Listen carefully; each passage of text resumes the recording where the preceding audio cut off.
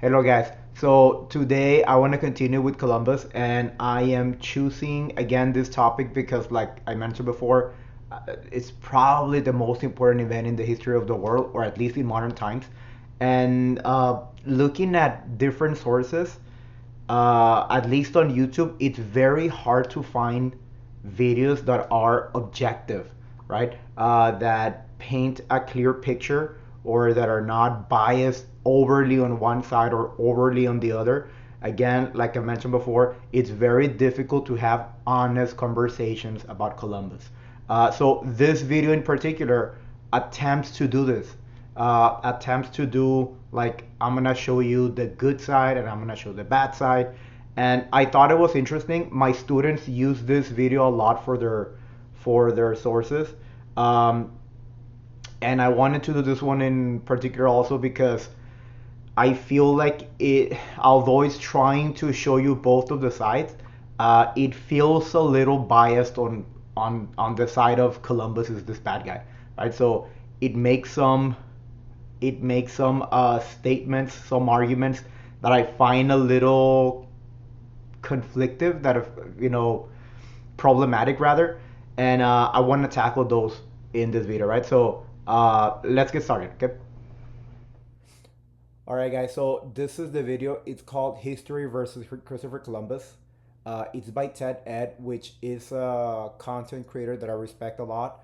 But this video in particular, I found some issues that I wanted to kind of like get the record straight. So let's just get started. Okay.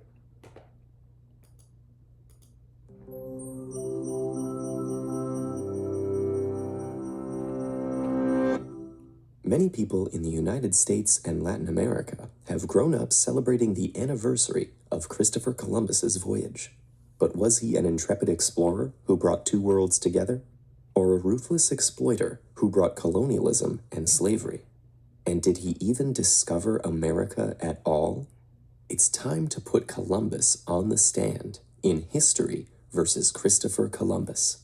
Okay, right now, my biggest issue is that they're trying to say he's either this or either that, right? And one of the issues with history is that sometimes history, or most of the time, history won't be either hero or villain. He doesn't have to be either of them. He can be somewhere in between, which is what I think about Columbus, right? So let's continue watching. Order in the court. Wait, am I even supposed to be at work today? Yes, Your Honor.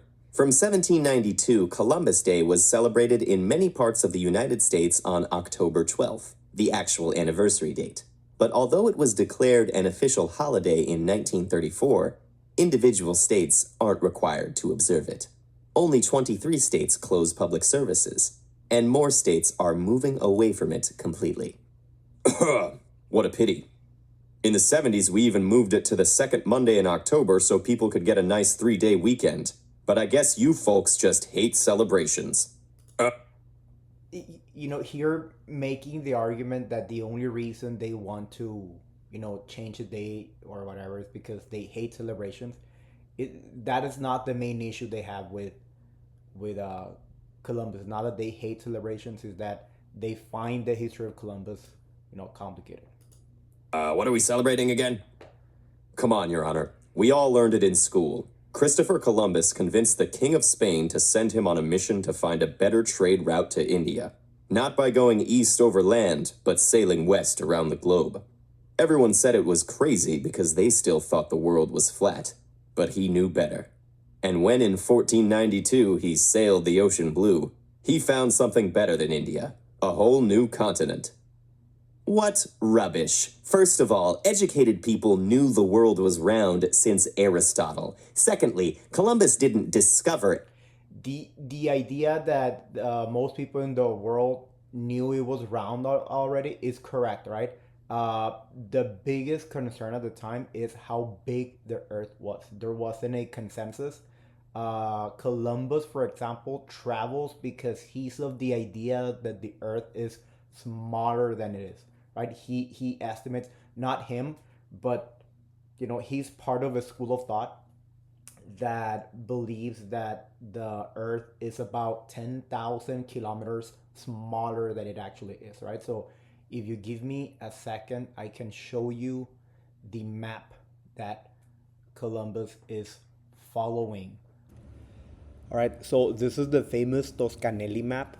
Uh, Toscanelli developed this map in 1474, and this map, as you can see, does not include America, right? As you can see, it has here the Iberian Peninsula, and then you have Africa, and he believes that if you sail east, you can reach here where it says Ipangu. This is Japan. This is the whole uh, Marco Polo talking about, traveling to these places, and then you have here where it says Cathay. This is China, right? So this is the reason behind Columbus's trip.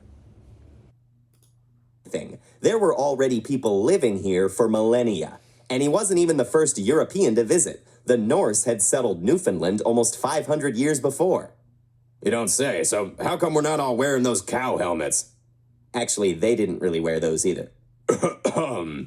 Who cares what some Vikings did way back when? Those settlements didn't last, but Columbus's did. And the news he brought back to Europe spread far and wide, inspiring all the explorers and settlers who came after. Without him, none of us would be here today. And this is an important distinction, guys, right? I get this a lot when people say Columbus isn't even the first European or he didn't even discover it. This is correct. People were living here for thousands of years before. He's not even the first European. There's probably more than the Vikings, and other people probably also set foot in America before Columbus. But this doesn't matter. The significance of Columbus is not in being the first. The significance of Columbus is in starting the age of exploration, right? What the argument he makes here is correct, right?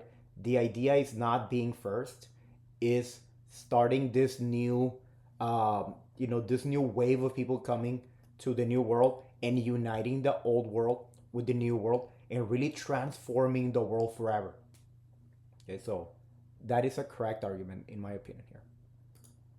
And because of him, millions of Native Americans aren't here today. Do you know what Columbus did in the colonies he founded? He took the very first natives he met prisoner and wrote in his journal about how easily he could conquer and enslave all of them. This is the part that I found problematic, right? Couple of things, right? First of all, the main problem I find here is that they're basically blaming Columbus for for what happened to the native population, 200, 300, 400 years later, right? It's kind of like a lot to put on Columbus. It sounds like they're making Columbus responsible for what, eventually the British Empire did in North America, the American relocation policy in the 1800s, all those different things.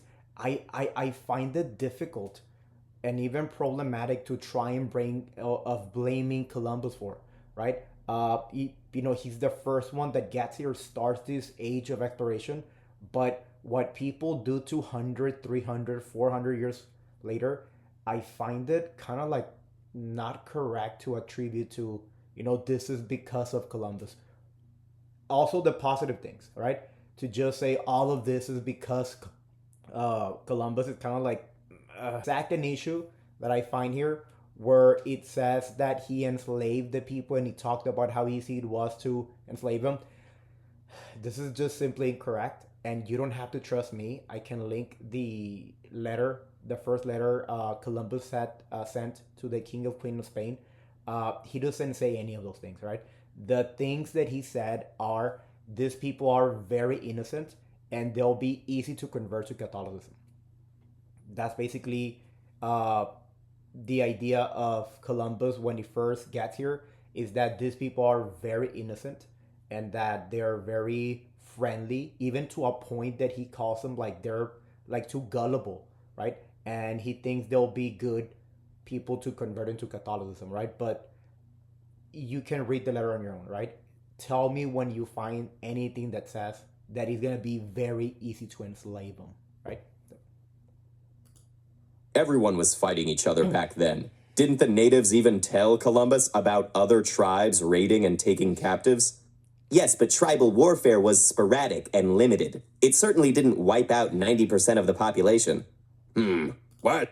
All right, this is the other very very big issue that I have with this. Right, first, it is correct. The first natives that Columbus encounter do tell Columbus that there's a group of other tribes that are basically there are cannibals, right? So, cannibalism or anthropophagy in the Caribbean and in the Americas during these times was kind of sort of common, right? You could see it with the Mexica, you could see it with the Caribbean, with the tribes in the Caribbean, but yes, right? They do tell Columbus there's this other group of people, help us out. Uh, but the main issue I have in the other argument, where they say that um, warfare in the Americas was sporadic and limited. You know, this is just, I find it incorrect. All right. I don't know what they mean exactly by limited and sporadic, because the reality is that people compete for resources everywhere all the time, not just in the Americas, but also in Africa, also in Europe, also in Asia. Every time you see the history of the world, people compete for resources, right? And it's not sporadic. It's never been sporadic and it's never been limited. America is not an exception, right? And there are many examples in the Americas. You can see the Mexica, right? The Mexica are conducting warfare and subjugating everyone around them. That is in Mesoamerica. You could also find it in South America with the Incas. Uh, you can find it everywhere, right? So the idea that you know warfare in the Americas was limited and sporadic, it's kind of like it sounds like I don't know if that's the argument they're trying to say, but it sounds like they're implying that America didn't have any warfare problems until Columbus got here, which I find it to be at some point kind of ridiculous, to be honest, right? The other assumption that none of that wiped out 90% of the population. Neither did the Europeans coming here, guys, right? What I mean by this is that the European conquest the Americans, of the Americas, did not wipe out 90% of the population. Smallpox did, diseases did, right? I feel like the implication they make here is that when the Europeans got here and conquered the Americas, they killed 90% of the population. And that's not what happened, right? Diseases did that, right? Diseases, mainly smallpox, wiped out 90% of the population, not conquest, right? So these are my main issues I find with this video, because I find that maybe they're not straight up saying it like this, but the implication is there, right? And I say this because this is what a lot of my students say, and they're citing this as their source. So they don't make it very clear, and it kind of sounds like that's what they're trying to say. Celebrating this Columbus so important to you anyway? Your Honor, Columbus's voyage was an inspiration to struggling people all across Europe, symbolizing freedom and new beginnings. And his discovery gave our grandparents and great-grandparents the chance to come here and build better lives for their children. Don't we deserve a hero to remind everyone that our country was built on the struggles of immigrants? And what about this? This is not the reason why we celebrate Columbus, and this is I mean, I feel like both sides are making very poor arguments, to be honest, right? The reason people celebrate Columbus Day is not because we want to remember a hero that is an immigrant, right? It's mostly about the union of the two worlds, right? Right? Old world, new world, everything that happened afterwards. Us being here as a result of this, the the two worlds becoming kind of like one. That's the celebration of Columbus Day, right? I feel like that's always been it. Uh, Maybe in the previous years people took it to Columbus is a great hero, but that's incorrect, right? It's not that Columbus is a great hero. It's mostly about we used to be separated, now we are one world, right? I feel like that's the reason why we celebrate Columbus Day, not this whole argument they're making here about, yeah, we want to have a hero that it's blah blah blah. Right? Of Native Americans who were nearly wiped out and forced into reservations, and whose descendants still suffer from poverty and discrimination. How can you make a hero out of a man who caused so much suffering? That's Now, I do believe that there's a lot of issues with this statement, guys. Mainly because there is a lot of suffering going on with the Native Americans. The Native Americans ended up being kind of like the losing party in all of this, and there's a lot of issues going on, right? That it's important to acknowledge, that it's important to to try and reconcile some of these things, but I don't think blaming Columbus for it is the answer to it, right? That's just You can't judge a guy in the 15th century by modern standards. People back then even thought spreading Christianity and civilization across the world was a moral duty. Actually, he was pretty bad even by old standards. While governing Hispaniola, he tortured and mutilated natives who didn't bring him enough gold, and sold girls as young as 9 into sexual slavery. And he was brutal even to the other colonists he ruled, to the point that he was removed from power and thrown in jail. When the okay. I had to stop it there because there's a lot to unpack. There's a lot of half truths and half lies in this statement. Okay, so yes, Columbus was a brutal governor for the standards, right? I guess the best way to explain Columbus is that he's not a governor. He's pretty bad at it. He's an explorer, not an explorer either. I'm sorry, he's a navigator, right? So yes, he's a pretty bad governor. He did require colonists and Indians to basically to fulfill a certain quota of gold, and or it didn't have to be gold, but basically riches. And when that didn't happen, there was a lot of punishments, like mutilations, right? So those are correct. The part about selling girls as young as 9 into slavery, I'm not sure where they're getting that from. I think I have an idea where they're getting it from, which is a letter Columbus sent to the nurse of the King of Queen in Spain, basically when he was arrested, because he was arrested for all this mistreatment. He was arrested and is basically sending this letter to to uh, to the nurse of the Spanish king and queen, and is basically asking her to speak on his behalf towards the king. He's explaining some of the horrible things that happen in the Caribbean. He's not saying that's what he does. He's basically saying all of these horrible things happen, and I'm doing everything I can to stop it. But there's nothing I can do when so many people are out there, and there's no way to control them. And again, you don't have to trust me. I can link the letter somewhere out here below, and you can read for yourself when he talks about it. Right?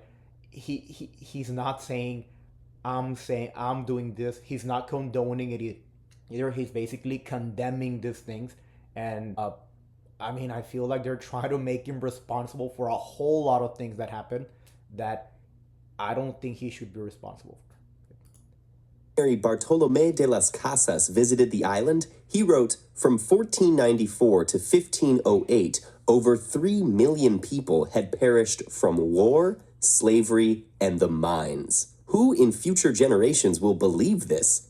Well, I'm not sure I believe those numbers. Say, aren't there Yes, I think they're making the argument about Bartolome las Casas.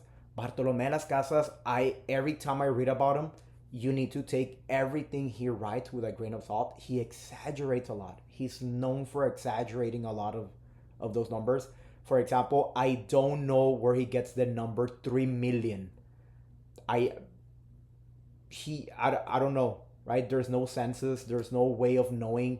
Some of the conservative, very conservative estimates on the population at the time in the Caribbean is 250,000.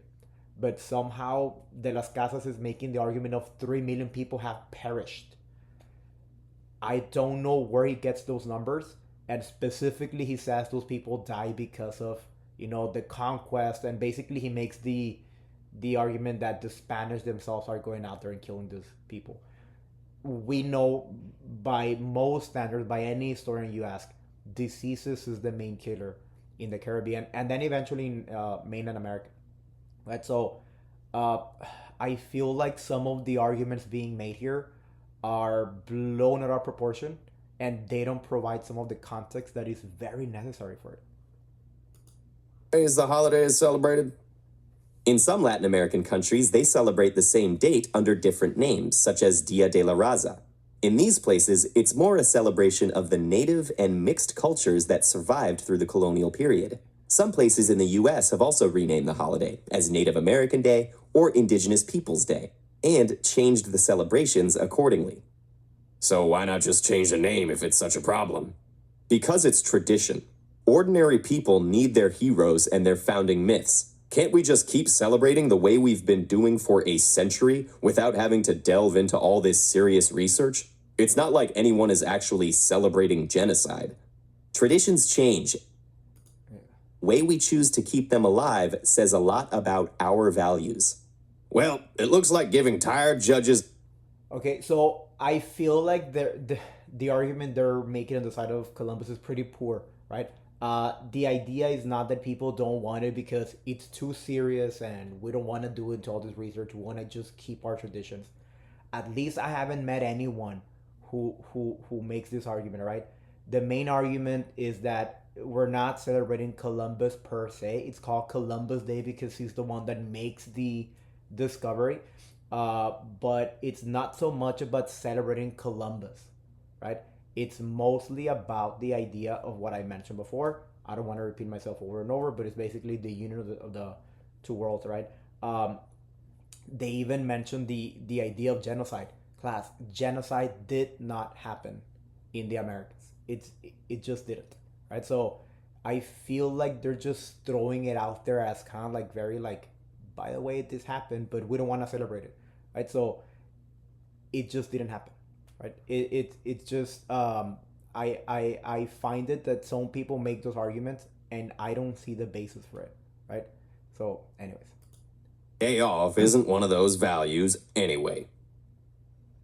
Traditions and holidays are important to all cultures, but a hero in one era may become a villain in the next as our historical knowledge expands and our values evolve. And deciding what these traditions should mean today is a major part of putting history on trial. Yeah, that statement they make at the end, I 100% agree with it. The idea of changing perspectives and how history, the way we interpret it over the years is gonna tell a lot about who we are and all different things. At the same time, I feel like the arguments they make in this video are very poorly made, and it's especially a little. I find it a little problematic and strange coming from TED Ed, right? Which I tend to look into as a respectful uh, content creator channel, right? But in any case, guys, the idea is it's very difficult to make honest conversations about Columbus because it's very difficult, right? The the conquest of the Caribbean, then the Americas, and all that is very nuanced, is very complicated, and I feel like people wanna simplify these very complicated issues and make very simplistic arguments about it, right? Like hero, villain, good guy, bad guy. It's not that simple, right? And I feel like a lot of people tend to do that nowadays, and this video certainly does not help to make an honest to have an honest conversation about Columbus. But in any way, guys, just let me know what y'all think. We're gonna have a couple of assignments based on this class, so keep me posted. I'll see you guys soon. Okay, see y'all.